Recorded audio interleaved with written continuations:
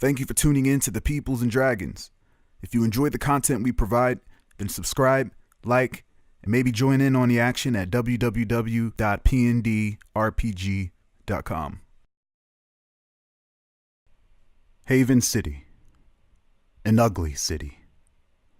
Episode 8, Act 1, Business and Bizquirks.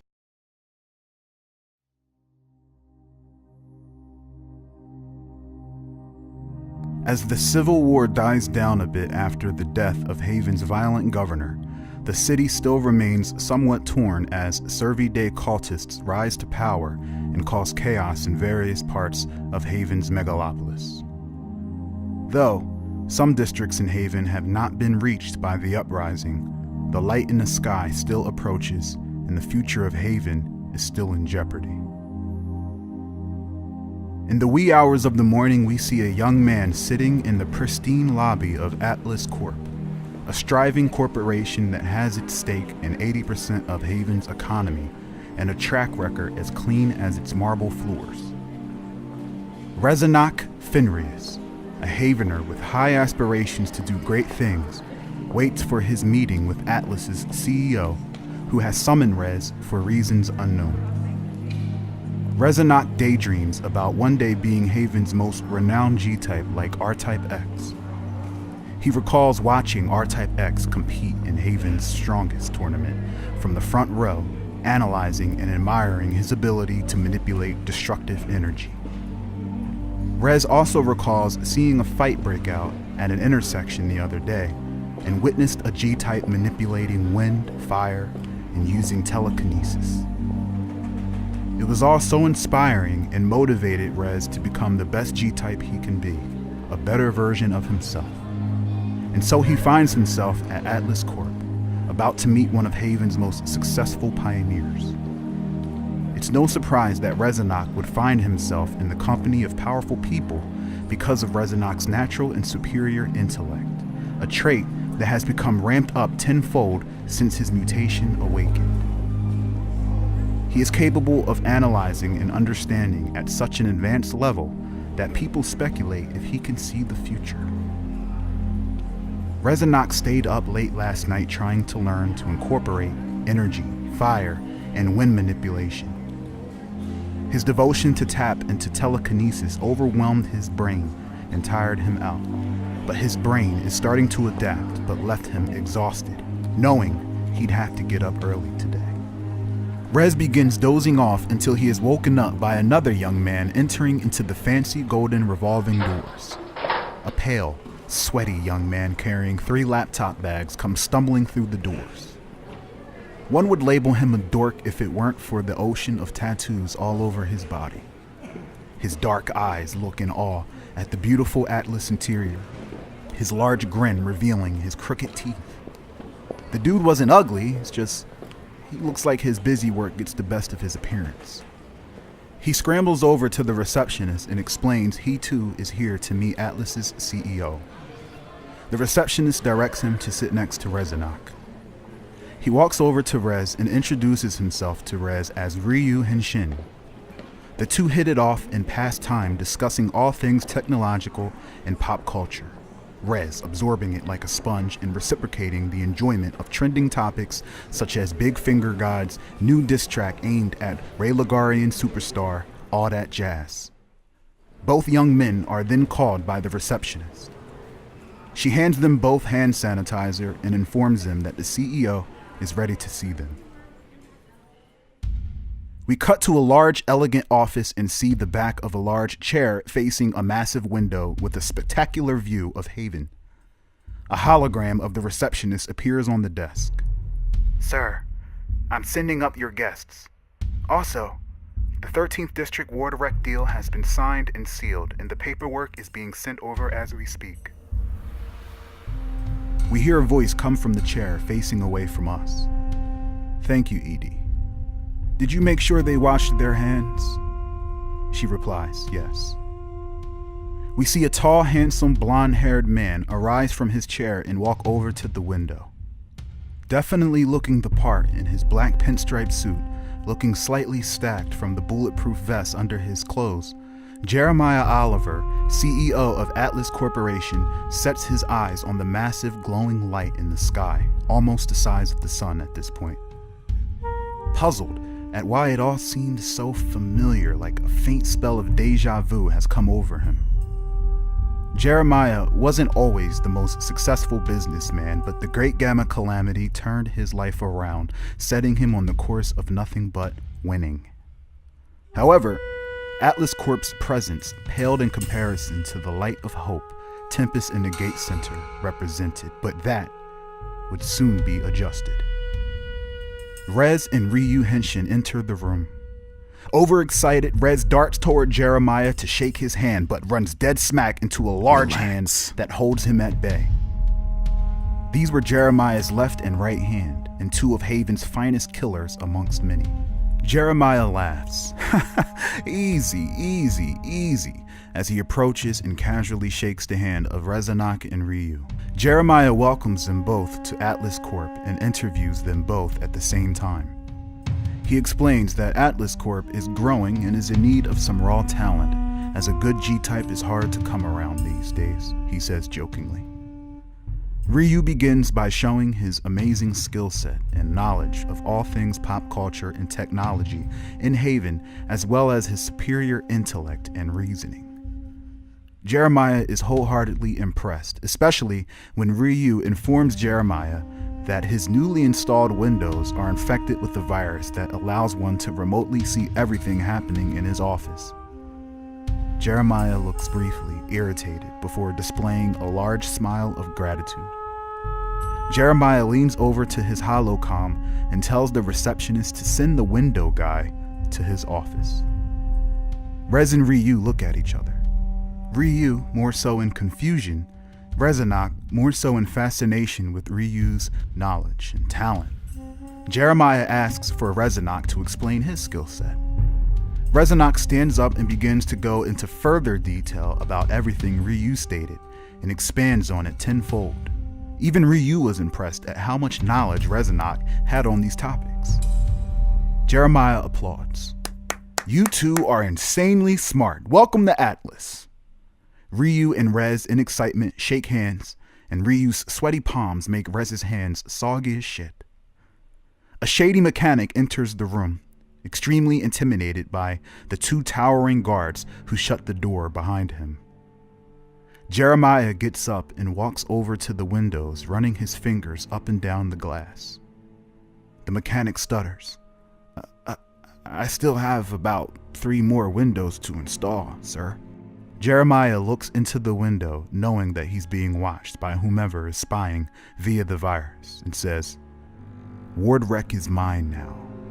Let this be a message to all of you who interfered." Jeremiah snaps his fingers when suddenly his bodyguard throws one of the loudest backhands ever seen and heard,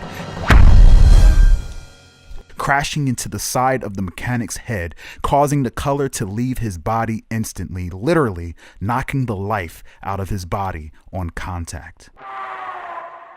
A touch of death. The mechanic's body falls lifeless to the floor.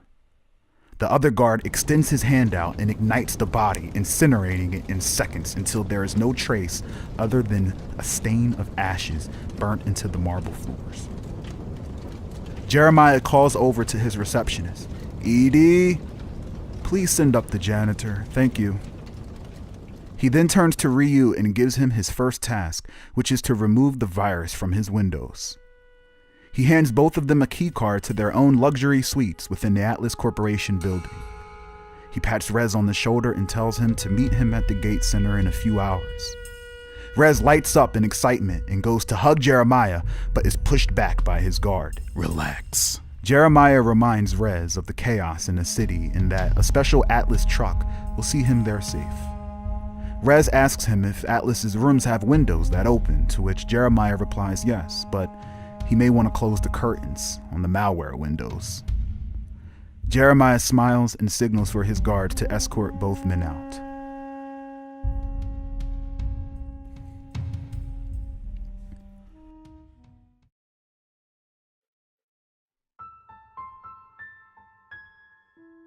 We see Tempest waking up in his bed for the 3rd time this morning. groggy and exhausted from the stupor induced by the Amplify serum. Tempest attempts to get out of bed but falls to the ground, legs weakened. They told him about the after effects, but holy shit, it looks like I'm conducting work from my room today, Tempest murmurs, until he remembers that he scheduled a business meeting with Atlas Corp CEO Jeremiah Oliver. Tempest feels that in light of the death of the old governor, whose name escapes him at the moment, and the Gate Center's defensive victory, bringing more legitimacy to Gate, he felt it would be a great time to grow by way of more investment. Tempest spends the rest of his early morning taking care of business from his bed so he is rested enough to meet with his guests later on. He has the remnants of the salvaged Anarchy androids collected, dismantled, and researched by the Gate Center's top mechanics, scientists, and security forces. They discover that they are self-automated and utilize technology so advanced that none of the scientists can even comprehend it. A few scientists were severely maimed by a security mechanism installed in the Nomad android that triggered and as a result decapitated both of their forearms from their arms, causing them to suspend their research endeavors for now. Tempest has always been impressed by Anarchy 12's tech and deems it a shame that so much talent is wasted on the wrong side of history. Time passes and we see Tempest's secretary helping him out of bed and into a yellow modified hover chair. Once Tempest gets in, he feels ridiculous and decides not to use it and sits back on his bed. New footage caught by a copter of what took place in front of Gate Center is airing on the news.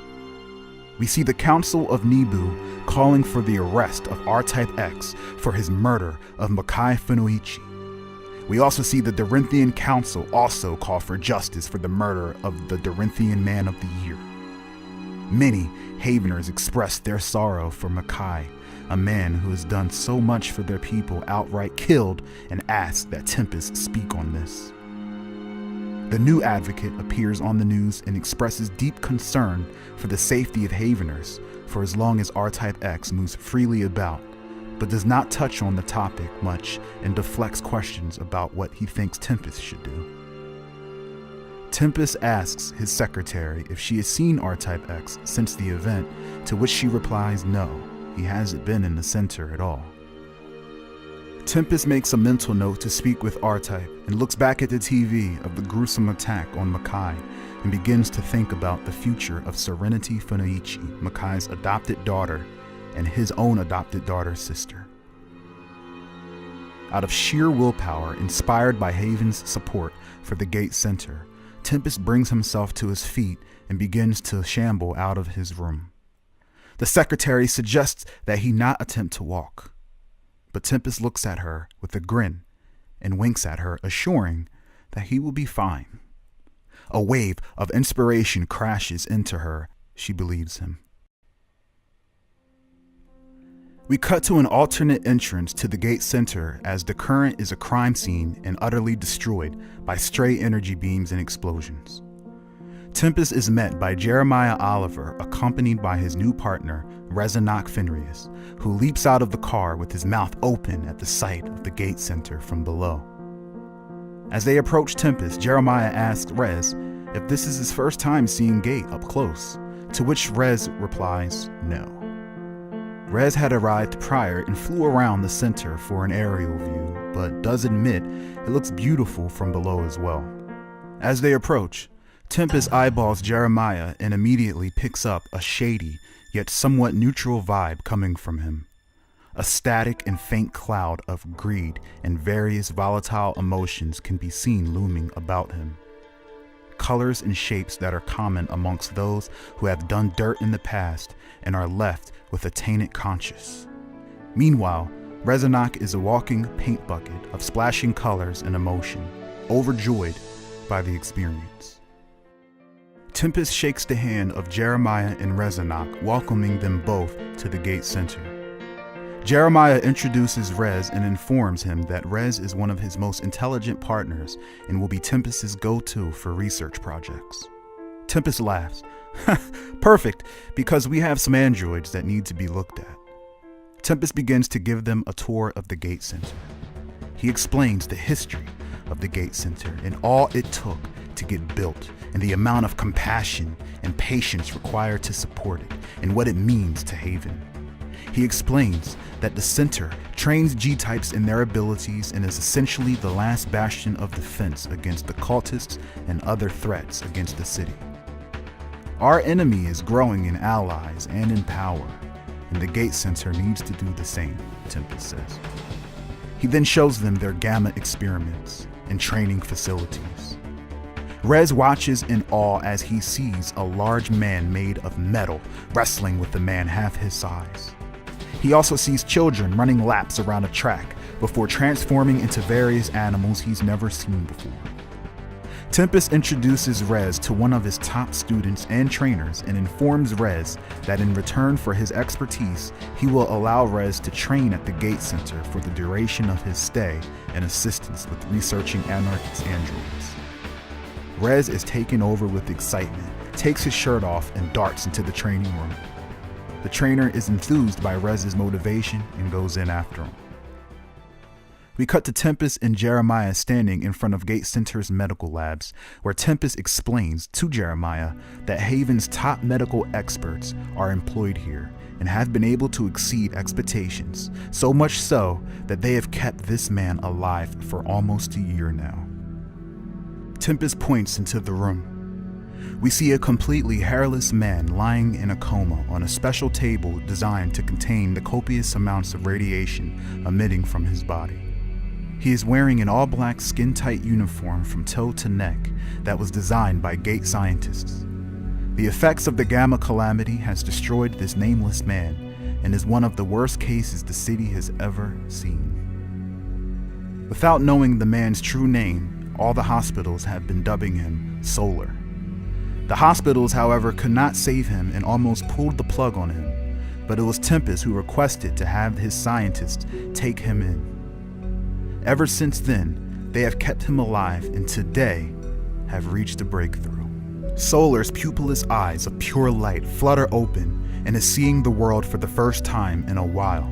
However, it looks vastly different than he remembers.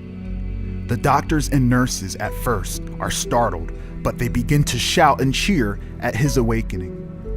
Solar looks around and feels the warmth and love coming from his saviors, and he too, although confused, begins to smile. He whispers out loud, "Everything is so beautiful," before going into cardiac arrest again as doctors storm his bed and begin tending to him. We cut to Tempest and Jeremiah in Tempest's office discussing business. An eavesdropper would assume that they weren't friends at how blunt and to the point both parties are as they go over cold hard numbers. Jeremiah Oliver's business acumen was unlike anything Tempest has ever witnessed, and he can now understand how Jeremiah has made it to this point. However, Tempest read every tell and saw every shift, dip, and climb in Jeremiah's confidence, allowing superior control over the conversation and, more importantly, negotiations. Tempest and Jeremiah are both satisfied with their agreement. Dotted lines were signed, and millions upon millions of Bizquirks and Archons are wired over into the Gate Center. Millions upon millions of Bizquirks and Archons are wired over into the Gate Center. Planes, trucks, and thousands of Atlas workers can be seen bringing in supplies and resources, as well as renovating everything, making the entire center a superior facility.